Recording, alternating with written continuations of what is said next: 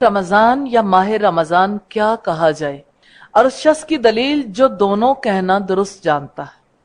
سیدنا ابن عمر کہتے ہیں کہ میں نے رسول اللہ کو یہ فرماتے ہوئے سنا کہ جب تم رمضان کا چاند دیکھو تو روزے رکھنا شروع کر دو، اور جب تم عید الفطر کا چاند دیکھو تو روزہ رکھنا ترک کر دو، پھر اگر تمہارا مطلع ابر آلود ہو یعنی بادل چھا جائیں تو تم اس کے لیے اندازہ کر لو، یعنی 30 دن پورے کر لو۔